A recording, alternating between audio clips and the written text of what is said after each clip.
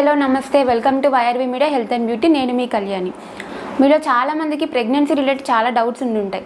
అసలు మిస్క్యారేజెస్ ఎందుకు అవుతుంటాయి, కాంప్లికేషన్స్ ఎందుకు వస్తున్నాయి, ప్రెగ్నెన్సీ టైంలో ఎలాంటి జాగ్రత్తలు తీసుకోవాలి, ఇలాంటివన్నీ మనం ఈరోజు ప్రముఖ గైనకాలజిస్ట్ డాక్టర్ భవానీ గారిని అడిగి తెలుసుకుందాం. హాయ్ మ్యామ్, నమస్తే. How are you? నమస్తే అమ్మా. సో మ్యామ్ చెప్పండి, అంటే అసలు యాంటీనేటల్ కేర్ అంటే ఏంటి, అది ఎప్పుడు స్టార్ట్ చేయాలి? ప్రేక్షకులకు నమస్కారం అమ్మ. యాంటీనేటల్ కేర్ అంటే స్త్రీ ప్రెగ్నెంట్ అయిన దగ్గర నుంచి, అంటే ఆమె నెలసరి తప్పిన దగ్గర నుంచి, అంటే మెన్స్ట్రువల్ సైకిల్ మిస్ అవుతారు కదా, అప్పటి మొదలుకొని డెలివరీ టైం వరకు తీసుకునే జాగ్రత్తని యాంటీనేటల్ కేర్ అంటాం. నిజం చెప్పాలంటే ప్రెగ్నెంట్కి యాంటీనేటల్ కేర్, ఇంటర్నేటల్ కేర్, తర్వాత డెలివరీ అయిన తర్వాత పోస్ట్ నేటల్ కేర్ అంటారు. ఇవన్నీ కూడా తగు జాగ్రత్తలు మనం తీసుకోగలిగితే తల్లి యొక్క ఆరోగ్యం, పిల్లల యొక్క ఆరోగ్యం కూడా చాలా సమృద్ధిగా ఉంటుంది. యాంటీనేటల్ కేర్ అనగానే పీరియడ్ మిస్ అయిన వెంటనే అమ్మ నెలసరి ఎందుకో రాలేదు అంటూ వస్తుంటారు. మనం కన్ఫర్మ్ చేసి అప్పటి నుంచి చేయించాల్సిన టెస్టులు చేయించడం, తగు జాగ్రత్తలు తీసుకోవడం చేయాల్సి వస్తుంది. ఇవి సాధారణంగా యాంటీనేటల్ కేర్కి ఎప్పుడెప్పుడు ఆబ్స్టిషన్ని కన్సల్ట్ చేయాలి, ఎన్నిసార్లు మనం చూపించాలి అనే డౌట్లు మీ అందరికీ కూడా ఉంటూ ఉంటాయి. సాధారణంగా నెలసరి మిస్ అయ్యి 2వ నెలలో ఉండగా వస్తూ ఉంటారు.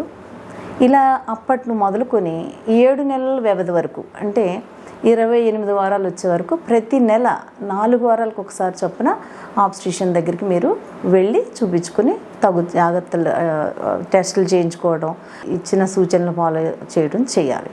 28 వారాలు దాటిన తర్వాత 36 వారాల వ్యవధిలో 2 వారాలకు ఒకసారి, 15 రోజులకు ఒకసారి వెళ్ళాల్సి వస్తూ ఉంటుంది. తర్వాత 36 వారాలు నిండిన తర్వాత డెలివరీ వరకు ప్రతి వారం ఒకసారి వెళ్ళాల్సి వస్తుంది. దీన్ని ఇలా చేయడం వలన కంప్లీట్ మీరు ఆబ్స్టిషన్కి అటాచ్ అవుతారు. ఆబ్స్టిషన్ కూడా పర్యవేక్షణలో మీరు ఉంటారు కాబట్టి మీకు ఏమేమి మార్పులు వస్తున్నాయి, ఏమేమి జాగ్రత్తలు తీసుకోవాలనేది కూడా వాళ్ళు జాగ్రత్తగా మీకు సూచనలు ఇవ్వటం జరుగుతుంది. కొన్ని ప్రదేశాల్లో ఆబ్స్టిషన్ అవైలబుల్గా లేకపోవటం, ఏదైనా వన్య ప్రజలు కానీ లేకపోతే గిరిజన ప్రజలకు కానీ కేర్ లేనప్పుడు మినిమం 4 విజిట్స్ అన్న ఆబ్స్టిషన్ను ఇవ్వాల్సి ఉంటుంది. ఈ 4 విజిట్స్ ఎప్పుడెప్పుడు ఇవ్వాలి అంటే, మొదటి 16 వారాల్లో ఒక విజిట్ ఉండేలా చూసుకోవాలి. తర్వాత 22 నుంచి 26 వారాల వ్యవధిలో ఇంకొక విజిట్ ఉండేలా చూడాలి. 26 వారాలు దాటిన నుంచి డెలివరీ వరకు అనదర్ 2 విజిట్స్ ఉండేలాగా మనం చూడాల్సి వస్తుంటుంది అన్నమాట. ఇకపోతే మీరు అడిగారు ఇందాక కళ్యాణి, మేడం యాంటీనేటల్ కేర్ అంటే ఏంటి, అప్పుడు వచ్చినప్పుడు మీరు ఏమేమి పరీక్ష చేస్తారని. యూజువల్గా నెలసరి దాటిన వెంటనే వీళ్ళు మిస్ అయిన వెంటనే, అమ్మ నెలసరి కాలేదు, కారణం ఏంటో తెలియట్లేదు అంటూ వస్తుంటారు కదా, అలా వచ్చినప్పుడు మనం యూరిన్ టెస్ట్ చేస్తాం, ప్రెగ్నెన్సీ కన్ఫర్మ్ చేస్తాం. ఇంకా అప్పటి నుంచి మనం యాంటీనేటల్ కేర్ స్టార్ట్ చేస్తాం. ఇలా వచ్చినప్పుడు ఫస్ట్ రిజిస్ట్రేషన్ అంటాం మనం.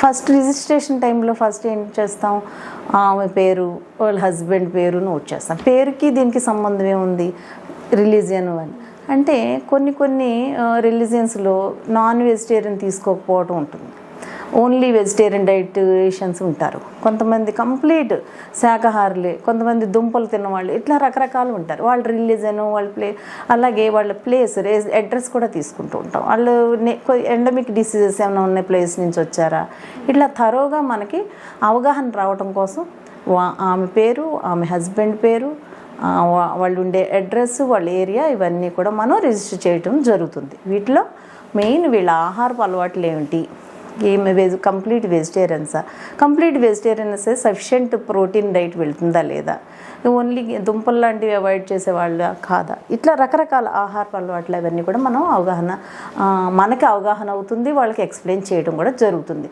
ఒకవేళ డిఫెక్ట్ ఏదైనా ప్రోటీన్, కంప్లీట్ వెజిటేరియన్ శాకాహారులు అయితే ప్రోటీన్ డైట్ డెఫిషియన్సీ ఉన్నది అని మనం గమనిస్తే వాళ్ళకి హై ప్రోటీన్ ఉండే శాకాహారం ఏముంది అని మనం ఇన్స్ట్రక్షన్స్ ఇవ్వడానికి ఉంటుంది.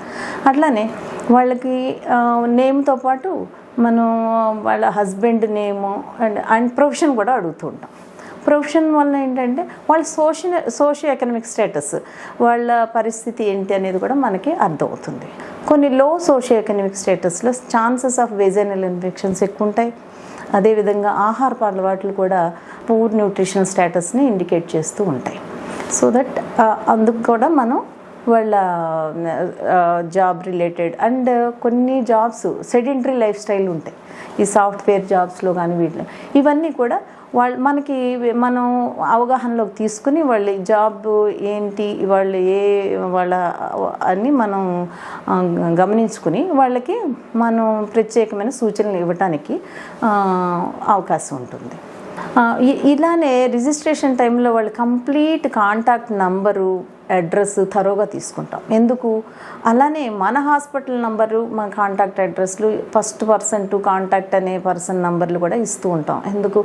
ప్రెగ్నెన్సీ టైంలో ఏ విధమైన ఇబ్బందికరమైన అంటే బ్లీడింగ్ రావటం కానీ, పెయిన్స్ రావడం ఇట్లాంటివి ఏ విధమైన ఇబ్బందులు కలగవచ్చు. కనుక ర్యాపిడ్గా వాళ్ళు రావడానికి జరుగుతుంది. అలాగే మనం అటెండ్ అవ్వడానికి అవకాశం ఉండేలాగా వాళ్ళ కాంటాక్ట్ నంబర్స్ని కూడా మనం రిజిస్టర్ చేస్తూ ఫస్ట్ రిజిస్ట్రేషన్లో థరోగా తీసుకుని పెట్టుకోవడం జరుగుతుంది.